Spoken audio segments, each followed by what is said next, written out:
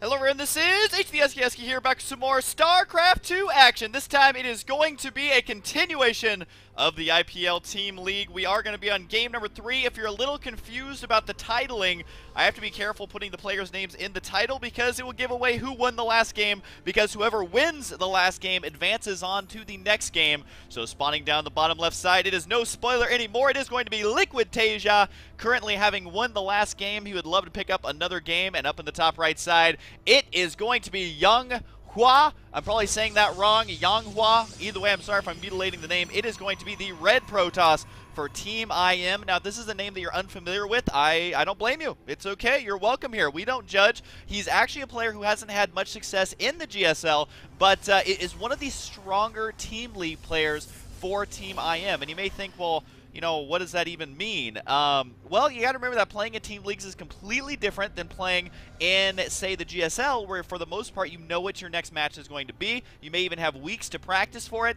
and you hone how you play to go versus your opponent. As far as team leagues are concerned, I mean, they could throw you out versus anybody. You never know when you're actually going to be put in. You don't know who you're going to be going against, how they're playing that day, or what their play style might even be, because you haven't had time to research it. So this is one of the strongest team snipers for Team IM, and what that means is that they don't necessarily expect you to win every single match. Of course, that'd be great, and they're trying to help you do that, but really, this is for sniping one of the strongest players on the opponent's team. So right now, they're sending out Yang Hua to try and snipe Tasia. They know Tasia is the strongest player on Team Liquid. Hands down, he's the strongest player on Team Liquid right now.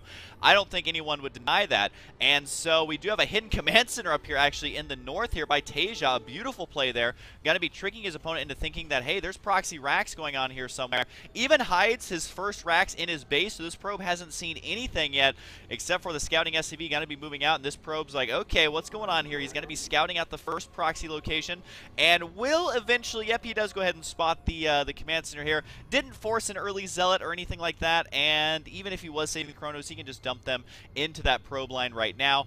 But we do see just 2 workers in gas here, so he is basically refining his build here to be razor thin on exactly what he wants it to be, because he's rallying them in there, not just placing 3 in there to get as much gas as soon as possible. He knows he needs to expand here, although having in mind those minerals did delay that by just a second or 2. Not going to be that big of a deal because he got a good read on what's going on here and is going to go ahead and put down his own expansion. It's after Cybernetics Core, but you got to remember, getting the early Cybernetics Core, even if it's delaying your expansion, it's going to allow you to get Warp Gate research that much earlier, although for some reason he has taken a while to do it there, but did go ahead and decide to get a Stalker before Warp Gate. Interesting choice there, considering he got the Cybercore so fast and he knows what his opponent's doing. Figured he would have gone for the Warp Gate first, but either way, he's going to be able to deny this scouting. Might even be able to kill off this SCV. I think he will be able to. The probe gets the kill there, not even going to reveal when his second gas goes down, and I don't think it's going to be major game-changing. I mean, Tasia's going to sit there and go, okay, well, he has an expansion, so he's not going to be 4-gating me straight on. He is probably just going to be getting that second gas pretty soon here, to be quite frank.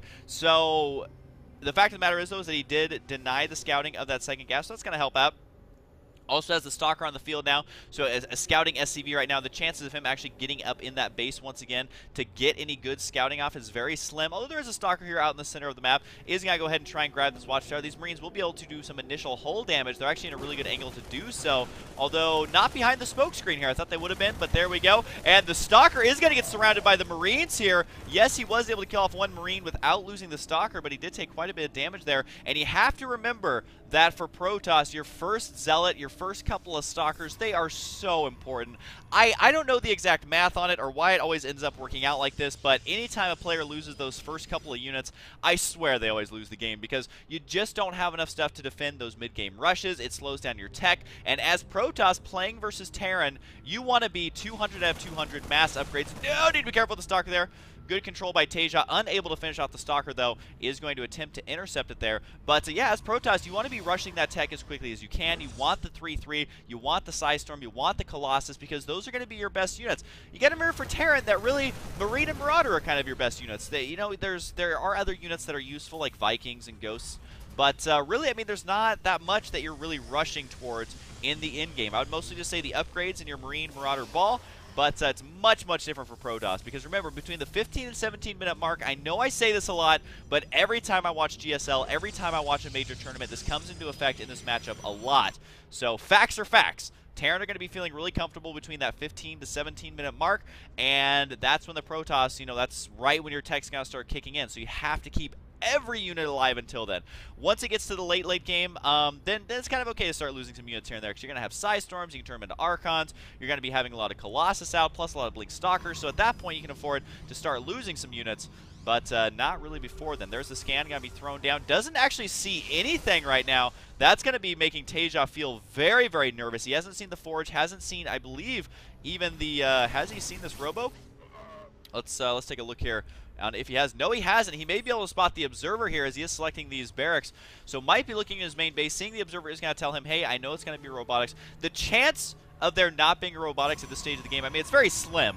But you still want to know it for a fact. Does cancel a Forge there, so he is changing his build here based on what he's scouting. I'm not sure exactly what the decision-making is here. Maybe he realizes that Teja may not be prepared for a 2-base timing, so getting up that second Forge might hinder him here. But again, just watch out versus any Terran, or really any or anytime you're going up against Teja. The timing here, the next couple of minutes is going to be very favorable towards Teja, because there's no Colossus, there's no +1, there's no Thermal Lance done yet, so you cannot engage in the center of the map. You have to force him to come to you, so you can have the reinforcements warping in there. You can have the defender's advantage. But right now, he doesn't have a whole lot to defend with. These sentries have taken a little bit of damage here. This base right here, non-existent. The Marine is going to spot that. Also going to be taken out here, it looks like, by this Stalker. But you can see, oh, nice scan there by Teja, picks that one up. But you can see that that our Protoss player here, Yang Hua, is going to be playing very defensive here. He's hiding his Colossus at the natural, not sitting that right up there with the army just yet. Pylons over here on the left side going to get taken out. This is going to tell Liquid Teja that, you know, there may be a 2-base timing on the way, because what has he done in the last minute that's going to tell him that? Well, he scouted the 3rd base, saw, hey, there's no 3rd base here. He immediately scouts the top left side, spots Pylons. All signs are pointing to a mid-game timing attack out of Protoss. What does that mean? It means 2 Colossus with +1 and Thermal Lance. That's going to be what I would assume he's going to push out with. That's very common for Protoss to do. It's not as good as it used to be, because Terran players have learned very, very well how to deal with this stuff. So I wouldn't expect this to kill off Teja, but it can still be a complete pain, because you're going to be having 3 more gateways following it up. You're going to be having that Thermal Lance for some splash damage, and the +1 as well going to be greatly benefiting him. Although you got to watch out versus Teja, because he's going to have +1 attack here of his own pretty soon. Although that the +1 is done for Protoss, that does mean he is going to be able to move up here right now with an upgrade advantage. Although the factory here is slowing down these Stalkers here. They actually don't want to be engaging right now. Teja going to be pulling out the SCVs. Notice how he puts them in front, so the force fields in the back leave it still open to be repaired. There's 2 force fields going down right now. That does mean, though, that the Zealots can't get in there, so that is why he has to back out here. You can't cancel your own force fields once they've already been thrown down, and it's very smart to do that. It makes the SCVs feel very uneasy, but at the same time, it allows the SCVs to repair from the other side as well. Colossus is going to be bombarding here from afar, but the main thing is that he can't afford just to sit here with a couple of Colossus, because he's going to end up losing this battle. He needs to eventually go here. He needs to utilize Guardian Shield and Force Field. Is that what he's going to see right now? It looks like no, he decides not to go for it here. And you can see the health on the bunkers. It's at max right now. Taking a look at the income, our Protoss is ahead in income and dropping to 3rd base. This is basically what he has to do at this point in the game, because he realized, hey, I can't kill Teja off right now. That Pylon is going to get taken out, which is very, very frustrating. Might be able to kill off the factory here with just a couple of Stalkers. But even now, he's revealing where his army's at. So if Teja wants to do a drop or 2, he could do that. But look at this Marine placement. It's got to be intercepting any probe that tries to place pylons on the northern side of the map here, which means no flank attack should Teja decide to move out right now. Also, if any sort of drop, or I guess if he's really looking, any observer heads that way, he's going to be able to spot there. I wouldn't put it past Teja. But regardless, 1-1 is now going to be done for Teja. He has 2-2 on the way already. Blink is on the way now for, I always say his name wrong, Yang Hua. Yang Hua. I don't want to mutilate that name too bad. We do finally have Marauder slowing ability on the way now. Concussive Shells is the correct term for that one. 4 Stalkers are now on the way, and a lot of splash damage going to be out of these Colossus. Now that he is up to 3, decides to blink forward, going straight for the Vikings. Notice his main focus is to try and kill those Vikings, because he knows with 3 Colossus out, he can kill out this army easily. Could also force down the factory. Needs to be careful with that blink, though. Don't want to get overexcited there. Does force the stim and the retreat here. A huge supply advantage right now for Yanghua. I don't know how he actually got that far ahead in the supply, but now that he has his third base, just transferring the probes. I think it's like their first trip back now on these mineral patches. That's going to be helping out his income quite a bit, actually putting him ahead, even though there are mules now mining, and they've been mining for quite some time too. So Tasia, I mean, quite frankly, he's falling a little bit behind. We are going to have lots of upgrades for Protoss, but he doesn't have that second forge. I believe, yes, he does. There it is right there in the mineral line. So he does have 2 forges now, working on the double upgrades, lots of chronos. Interestingly enough, is going for shields. Aside from going for the extra attack upgrade, that's a very peculiar choice. Usually you're going to see Protoss go for armor and damage, because you're going to be getting the splash damage from the Colossus, and the EMPs take away the shields. So armor upgrades are really the most benefactor there. And also Marines, they do so little damage that every armor upgrade helps out a lot more than you might think. Kills off 2 Marines there, doing the fire dance of death. A dance I used to love to do as a kid, but I'm getting too old for that dance, man, because, well, you die a fiery death. There's a big drop moving out over here. Looks like Yanghua is going to be able to defend this easily. Oh no, he could actually blink up there. I think this is going to be spotted, though, by Tasia. I feel like his spider senses are tingling here. He knows not to go up there, and he probably also knows that he is behind in supply and needs to secure that third base. Even potentially go for a super early fourth base at this point, which looks like he has the same idea here. He's got stim and run down here at this third base. Nearly completely undefended. Needs to leave the Stalkers inside the main base, though, to deny this drop. Don't know if Tasia realizes those units are there, but he doesn't have any of his own units down here anymore. And Yanghua doing very good at defending so far. His Colossus count's high. He's 50 supply ahead. He's got units in position to deny the drops. Even a couple of Zealots back here will buy you an invaluable amount of time. We should be seeing Zealot legs on the way. Yes, we do. +2 attack is on the way. I can't help but wonder if that shield upgrade was actually a mistake, because you got to remember that the upgrades for Tasia are always going to be good. Remember, his units do not die. Uh-oh, we got the drop moving in. Up at the north side, there's the blink. Uh-oh, the medevac 1 goes down. Almost unload all of its units first, and the other medevac narrowly escaping there. The rest of the army is going to be retreating, but with 1-1-2 upgrades on the Protoss army, they're basically identical. I mean, Tasia's going to have a little bit more damage output, but blinking forward to take those units out. And I think that's definitely going to be favoring our Protoss here. Yes, you can see Tasia down about 4,000 resources to the only 2,000 of his opponent here.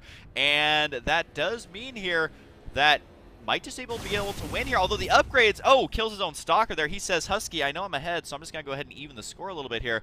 Accidentally kills one of his own Stalkers. But at the same time, I mean, 3-3 is already on the way. We are going to be having Ghosts on the way here with the Mobius Reactor. The 4th command center is here, can easily land it in the center. Will be difficult to defend, I suppose. So the landing is the easy part.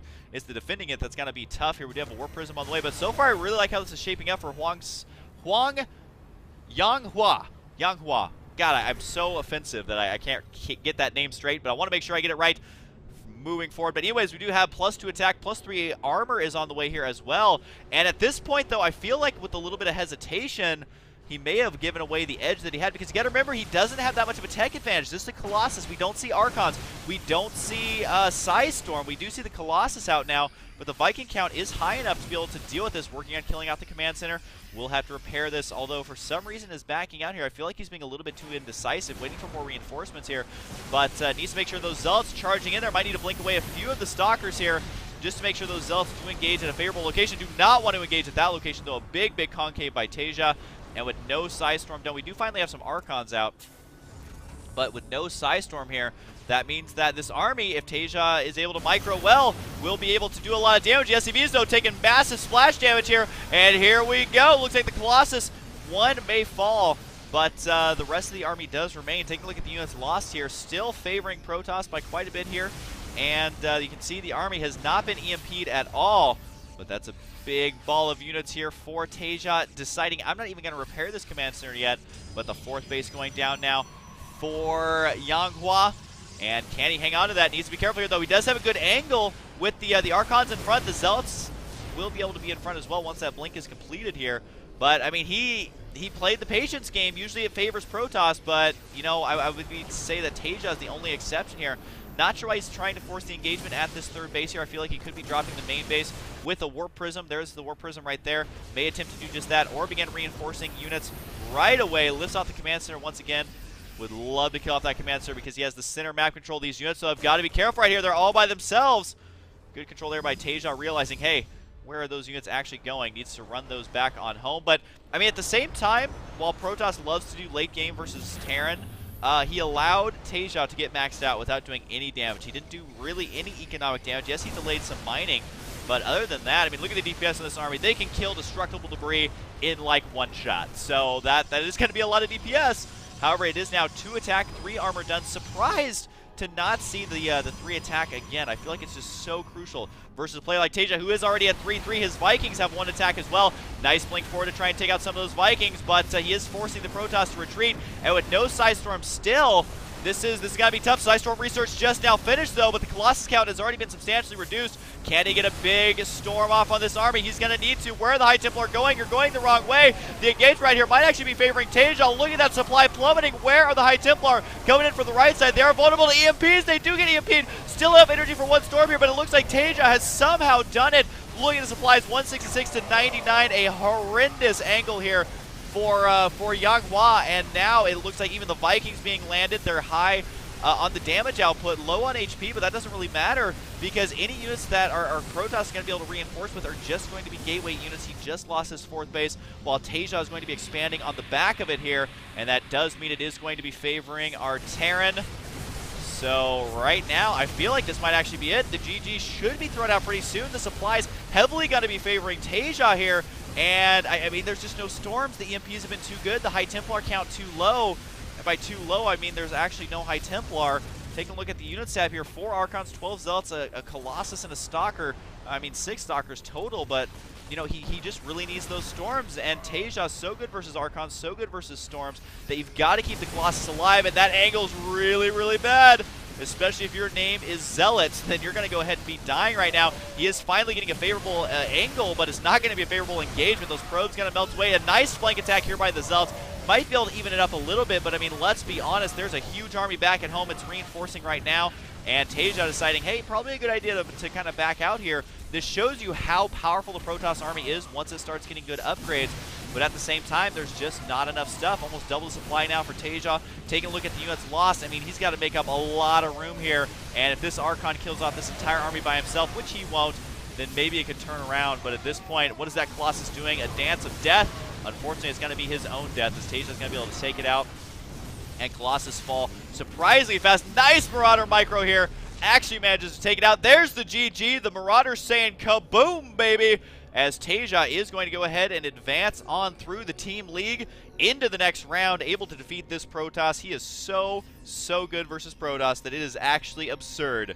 So let's see if he can continue the Payne train or if Team IM is going to be able to snipe him. Hope you guys enjoyed, and I'll see you guys next time.